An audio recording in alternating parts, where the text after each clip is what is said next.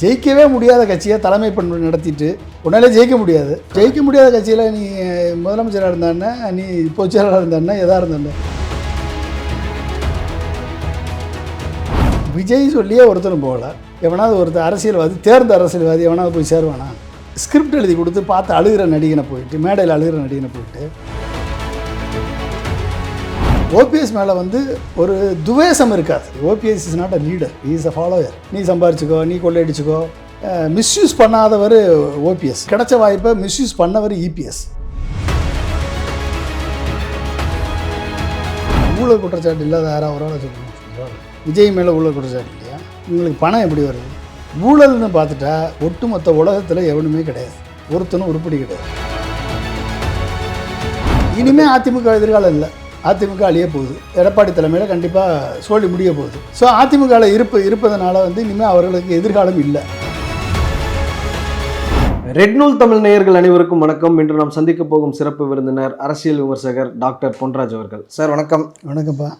2014 ஜெயலலிதா அவர்கள் சொத்து குவிப்புகளுக்காக கைதாகிறாங்க. அப்போ இவர் முதலமைச்சராக பதவி இருக்கிறார். முதலமைச்சர் நாற்காலியில் அவர் அமரலை, முதலமைச்சர் அறையை அவர் பயன்படுத்தலை, ஃபினான்ஸ் மினிஸ்டருக்கான ரூமையும் அந்த சீட்டையும் தான் அவர் பயன்படுத்திக்கிட்டார்.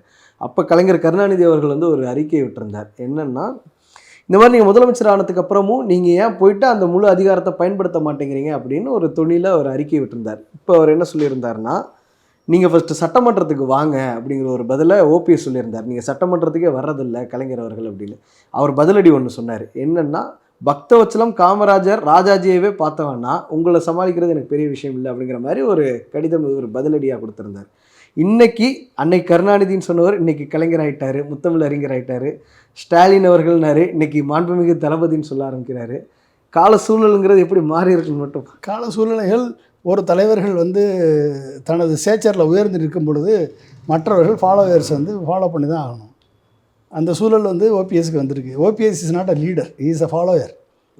அப்போ ஃபாலோவரை சிஎம் ஆக்குனா சிஎம்க்குரிய தகுதி அத்தனையும் வந்துடும்னு அர்த்தம் கிடையாது. சிஎம்மாக இருந்தார், ஒரு நம்பிக்கைக்குரியவராக இருந்தார், ஒரு பண்பாளராக இருந்தார், தனக்கென்ற ஒரு கூட்டத்தை சேர்க்காத ஒரு நல்ல மனிதராக இருந்தார். அப்படி நீங்கள் எடுத்துக்கலாமே ஒழிய, தனக்கென்ற கூட்டத்தை சேர்க்கணும் என்ன அர்த்தம்? எல்லாத்துக்கும் கூட வந்தவன் அத்தனை பேருக்கு நல்ல பதவி, எடப்பாடி கொடுத்த மாதிரி நல்லா சம்பாரிச்சிக்கோ, நீ கொள்ளையடிச்சிக்கோ, நீ இது பண்ணிக்கோ, ஓகே உனக்கு இந்த பதவி அந்த பதவின்னு சொல்லி பண்ணியிருக்கக்கூடாது. அன்றைக்கி என்றைக்கு மோடி சொன்னார் அப்படின்னு துணை முதலமைச்சர் ஆனாரோ அன்றைக்கே அவர் லாஸ்ட் இது கிரெடிபிலிட்டி. முதலமைச்சர் துணை முதலமைச்சர் ஆனால் கிரெடிபிலிட்டி போச்சா இல்லையா? அன்றைக்கே போச்சு கிரெடிபிலிட்டி. அப்போ என்ன பண்ணியிருக்கணும்? நான் எனக்கு முதலமைச்சர் துணை முதலமைச்சர் பதவி வேணாம், மோடி சொன்னாலும் போயா எனக்கு வேணான்னு முடிவெடுத்துருக்கணும். சொந்தமாக முடிவெடுக்க தெரியாதவர் அப்புறம் எப்படி இருப்பார்? அப்போ அன்னைக்கு தவறான முடிவு. முதலமைச்சர் துணை முதலமைச்சர் ஏற்றுக்கொண்டது தவறு. நான் கட்சி தலைவராக இருந்துக்கிறேன், நீ முதலமைச்சராக இருந்துக்கோ அப்படின்னு சொல்லி கருணாநிதி ஸ்டைலில் ஒருங்கிணைப்பாளராக இருந்தால் நான் ஒருங்கிணைப்பாளராக இருப்பேன், கட்சிக்கு உனக்கு சப்போர்ட் பண்ணுறேன், அவ்வளோதான். அப்படி இருந்திருந்தாருன்னா நீ கட்சி கண்ட்ரோலில் வந்துருக்கும். இதற்கு முன்பாக இப்படி நடந்திருக்கா சார்? ஒரு சிஎம்மாக இருந்தவர் போய் இன்னொரு கட்சியில் போயிட்டு பதவி வாங்கிக்கிறதுங்கிறது நடந்திருக்கா? இப்போ வரைக்கும் அவருக்கு பொறுப்பு கொடுக்கல. இதுக்கு முன்னாடி தமிழ்நாடு சினாரியோவில் நடந்திருக்கா? தமிழ்நாடு சினாரியோவில் ராஜாஜி அவர்கள் கூட கூட்டணி தான் வச்சு நெடுஞ்செழியன் ஆக்டிங் முதலமைச்சராக இருந்திருக்காரு. அவர் போய் சேரலையா டிஎம்கேலேருந்து? நெடுஞ்செழியன் நான் ஆக்டிங் முதலமைச்சர். அண்ணா இருந்தவொன்னா எம்ஜிஆர் இப்போ அமைச்சர் கூட இல்லை, அதற்கு முன்பாகவே அவர் முதலமைச்சர் ஆனார். ஆனால் எம்ஜிஆரோட அமைச்சரவையில் ஜெயலலிதா அமைச்சரவையில் இருந்தார். அதனால் இது அரசியலில் இன்ட்ரிமா வர்றவங்களுக்கு வாய்ப்பு கிடைக்கும் போதும் அவங்க அதை மிஸ்யூஸ் பண்ணாதவர் ஓபிஎஸ், ஆனால் வாய்ப்பு கிடைச்ச வாய்ப்பை மிஸ்யூஸ் பண்ணவர் இபிஎஸ். அதனால தான் அவரால் மக்கள் மன்றத்தில் ஜெயிக்க முடியல. ஆனால் இப்போ உட்கட்சியில் அவருக்கு போட்டி இல்லைன்னு ஆயிடுச்சு இல்லை? ஒரு பக்கம் டிடிவி தினகரன் சொல்கிறாரு, நான் இனி தனிக்கட்சி தொடங்கிட்டேன், நான் என் சைடு போய்ப்பேன். இவங்க சின்னம்மான்னு அவர் ஒரு காலத்தில் சொன்ன சசிகலாவும் தனிக்கட்சி ஆரம்பிக்கிறேன்னு சொல்லிட்டாங்க. ஓபிஎஸ் திமுகவில் சேரும் பொழுது அவருக்கு நீ போட்டியே கிடையாது இல்லை, அவர் ஸ்டேபிள் ஆகிட்டார்ல. அதிமுக ஜெயிக்க முடியாத கட்சியில் நீ முதலமைச்சராக இருந்தானே, நீ பொதுச்செயலாளராக இருந்தானே, எதாக இருந்தானே, உன்னாலே ஜெயிக்க முடியாது. ஜெயிக்க முடியாத கட்சியில் நீ என்ன வளர்ந்துட்டு போ, யாருக்கு என்ன கவலை? செங்கோட்டையில் சீமான் கட்சி வச்சுருக்காரு, அவர் தான் தலைமை ஒருங்கிணைப்பாளர். அவரை யாராவது கேள்வி கேட்குறீங்களா? கேள்வி கேட்க முடியுமா? விஜய் கட்சி ஆரம்பிச்சிருக்காரு, அவரை யாராவது கேள்வி கேட்க முடியுமா? நீ அவரை வச்சதான் சட்டம், சரியா? அது மாதிரி எடப்பாடி வச்சதான் சட்டம். நீ ஜெயிக்கவே முடியாத கட்சியை தலைமை பண்பு நடத்திட்டு நீ எதவாக இருந்தால் யாருக்கு என்ன கவலை? இன்னைக்கு ஓபிஎஸ் அவர்கள் செய்தியாளர் சந்திப்பில் அந்த வார்த்தையை சொல்றாரு, சர்வதிகாரி எடப்பாடி பழனிசாமின்னு சொல்றாரு. இவர் செங்கோட்டையன் வந்து தாவேக்கால சேரும்போது அந்த விமர்சனத்தை எதிர்கொண்டார் சார். இவர் ஒரு ஊழல்வாதி, வாச்சாத்தியோட சூத்திரதாரி, இவர் போய் இப்போ தாவேக்கால சேர்றாரு, இவரை நீங்கள் எப்படி ஏற்றுக்கிறீங்கன்னு. அதே இது ஓபிஎஸ்க்கு பொருந்தும் தானே? ஏன்னா கடந்த காலங்களில் முதலமைச்சராக இருக்கக்கூடிய அப்போ எதிர்க்கட்சி தலைவராக இருந்த ஸ்டாலின் அவர்கள் ஓபிஎஸ் மேலே கடுமையான விமர்சனங்களை முன்வைச்சார்.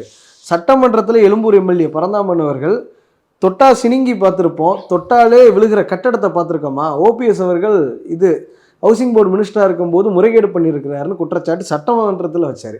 அப்படி இருக்கும்போது ஓபிஎஸ் அவர்கள் சேர்த்துக்கிறதுனால இந்த விமர்சனத்தை திமுக எதிர்கொண்டு தானே ஆகணும். நீங்கள் வந்து ஊழல் குற்றச்சாட்டு இல்லாத யாராவது ஒரு ஆளை சொல்லுங்கள். ஒரு ஆள் விஜய் மேலே ஊழல் குற்றச்சாட்டு இல்லையா? சீமான் மேலே இல்லையா? இவங்களுக்கு பணம் எப்படி வருது? கட்சி நடத்துறதுக்கே இவங்களுக்கு பணம் எப்படி வருது? இப்போ திமுக அதிமுக மேலே ஊழல் இல்லைன்னு சொல்ல முடியுமா? ஊழலற்றவர்கள்னு யாராவது சொல்ல முடியுமா? ஊழல்னு பார்த்துட்டா ஒட்டுமொத்த உலகத்தில் எவனுமே கிடையாது, ஒருத்தனும் உருப்படி கிடையாது. ஊழலை ஒரு கரையாக மக்கள் பார்க்குறதே கிடையாது. ஏன்னா அவங்களுமே பணம் வாங்கிட்டு தான் ஓட்டு போடுறாங்க. அப்போ இவங்க எப்படி ஊழலற்ற ஆட்சியை கொடுப்பாங்க? அப்போ ஊழலை பற்றி பேசுகிறதுக்கு யாருக்கும் அருகதை கிடையாது. சரியா? செங்கோட்டையன் போய் சேர்ந்தவொடனே ஏன் கிரிட்டிசிசம் வந்துச்சு? காரணம், நான் ஊழலற்ற ஆட்சி தருவேன், நான் நேர்மையாளன் என்று விஜய் சொன்னதுனால, நேர்மையாளன் எப்படிப்பா ஊழல்வாதியை சேர்த்தேன்னு கேட்டான். திமுகவில் போய் அதிமுகக்காரங்க சேரும்போதும் அதிமுகவில் திமுகக்காரங்க சேரும்போது யாராவது கேட்டாங்களா? என்ன ரெண்டுமே தெரியும். இதில் என்ன வித்தியாசம் இருக்குது? ஊழல் என்பது அரசியலில் தவிர்க்க முடியாத சக்தியாக மாறிவிட்டது என்பது மக்கள் ஏற்றுக்கொண்டார்கள்.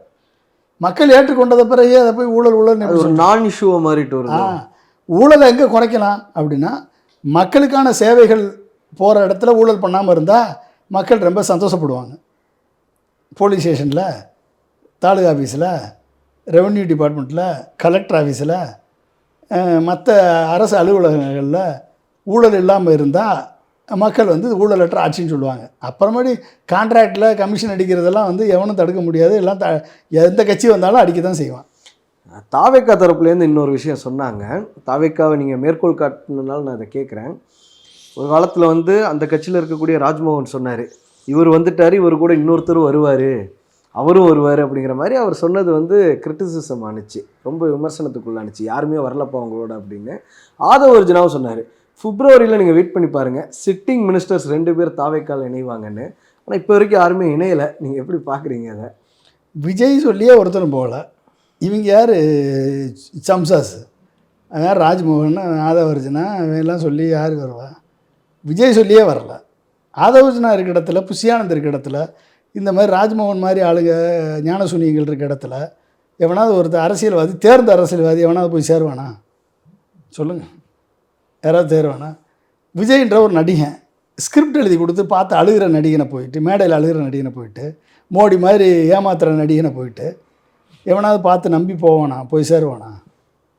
அப்படி சேர்ந்தானா அவனை மாதிரி ஒரு ஈத்தரை ஒருத்தரும் கிடையாது. ஓபிஎஸ் அவர்களுக்கு துணை பொதுச் செயலாளர் பதவி வழங்கப்படலாம் அப்படிங்கிற ஒரு செய்தியை நம்ம பார்க்க முடியுது. இன்னொரு பக்கம் என்ன சொல்கிறாங்கன்னா, ஒருவேளை திமுக ஆட்சிக்கு வந்தால் அவருக்கு சபாநாயகர் பதவி வழங்கப்படலாம் அப்படிங்கிற ஒரு விஷயத்தை சொல்கிறாங்க. இன்னொரு விஷயம் என்ன சொல்கிறாங்கன்னா, ஓபிஎஸ்ஸை சேர்த்துக்கிட்டதுனால தான் திமுக ஸ்ட்ராங் ஆகுதா? ஏன்னா தேனியில் மொத்தம் 4 தொகுதி இருக்குது சார். போடியை தவிர ஆண்டிப்பட்டி, பெரியகுளம், கம்பம் 3மே திமுக ஸ்வீப் பண்ணுச்சு. அப்படிங்கும்போது இவர் சேர்த்துக்கிறத வச்சு தான் திமுக ஆர்டர் அட்வான்டேஜ் தானே. ஆர்டர் அட்வான்டேஜ் தானே. ராமநாதபுரத்தில் போய் நின்று ஓபிஎஸ் 3 லட்சம் ஓட்டு வாங்கலையா? அதிமுகவை டெபாசிட் இழக்க வைக்கலையா? அப்போ ஓபிஎஸ்க்குன்னு ஓபிஎஸ் வந்து அனைத்து ஒரு ஜாதிகளுக்கும் பொதுவானவர். ஓபிஎஸ் வந்து எல்லாரையும் பக்குவமாக பழகுறவர், ஒரு பண்பாளர் என்ற பேர் இருக்கா இல்லையா ஓபிஎஸ்க்கு? எடப்பாடிக்கு இருக்கா? அப்போ தென் மாவட்டத்தில் ஓபிஎஸ் சொல்லியிருக்காரு, இவருக்கு தென் மாவட்டத்தில் யாருமே வளர்ந்துடக்கூடாதுங்கிறாரு. மதுரை விமான நிலையத்துக்கு தேவரையா பேரை சூட்டணும் அப்படிங்கிறாரு.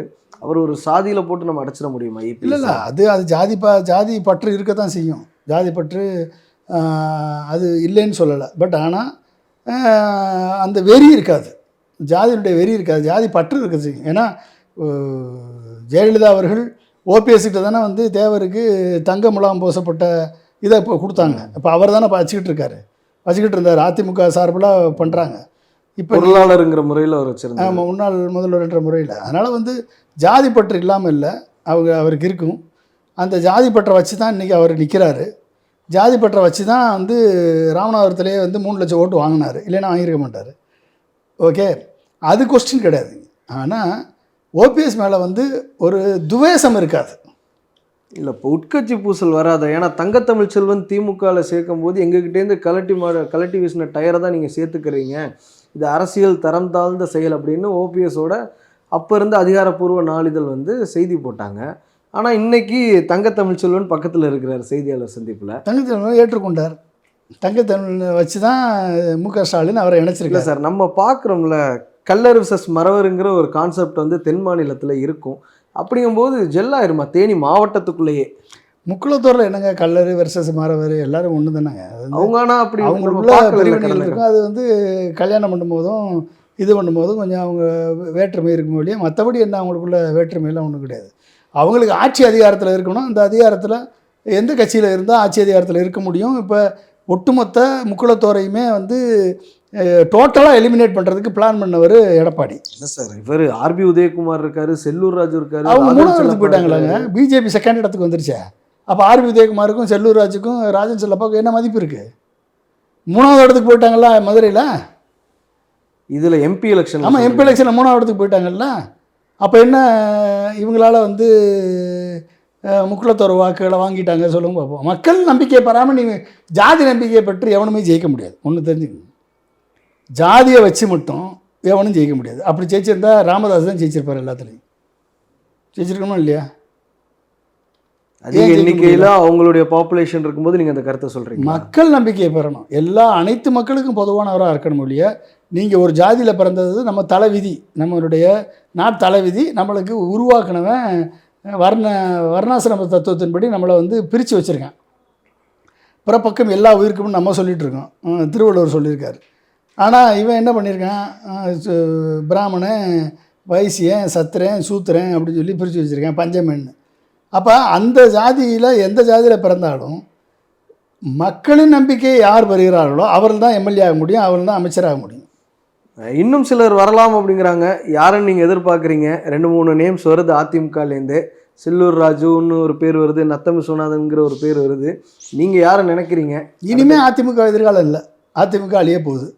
எடப்பாடி தலைமையில் கண்டிப்பாக சோழி முடிய போகுது. ஸோ அதிமுகவில் இருப்பதனால வந்து இனிமேல் அவர்களுக்கு எதிர்காலம் இல்லை. என்ன சார், அதிக காலம் தமிழ்நாட்டை ஆண்ட கட்சி அதிமுக. நம்ம அப்படி அதிமுக அது ஜெயலலிதா கட்சி இருந்து எம்ஜிஆர் இருக்கும்போது ஆண்டது, ஜெயலலிதா இருக்கும்போது ஆண்டது. எடப்பாடி தலைமையில் இனிமேல் எதிர்காலம் கிடையாது. அப்போ அந்த எதிர்காலத்தை உருவாக்கணும் அப்படின்னா அதுக்கு ஒரு புது தலைமை வரணும். அந்த புது தலைமை வந்து எம்ஜிஆர் உருவாக்கிய உயிர்ப்படி நடக்கணும். எம்ஜிஆர் உருவாக்கிய உயிர்ப்படி அதிமுக தொண்டர்களால் தேர்ந்தெடுக்கப்பட்டு ஒரு புது தலைமை வந்துச்சு அப்படின்னா மீண்டும் அதிமுக உயிர் வரும். ஆனால் இன்றைக்கி இருக்கக்கூடிய அதிமுக எப்படிப்பட்ட சூழப்பட்டிருக்கு அப்படின்னா, பணத்தை கொள்ளையடித்து ஆட்சி அதிகாரத்தை பயன்படுத்தி ஊழல் செய்த பணத்தை கொள்ளையடித்து அந்த கொள்ளையடித்த பணத்தை காப்பாற்றுவதற்காக பிஜேபியோட கட்சியை அடகு வச்ச அதிமுகவாக, அடிமை திமுகவாக தான் இன்றைக்கி அமித்ஷா திமுகவாக மாறி இருக்கு. இப்போ அமித்ஷா திமுகவை எப்படி மக்கள் ஏற்றுக்குவான்? ஓகே சார், பார்க்கலாம் எப்படி தேர்தல் களம் அமையுதுன்னு. ரொம்ப நன்றி எங்களுக்காக நேரம் தந்து நேர்காணல் நடத்ததற்கு.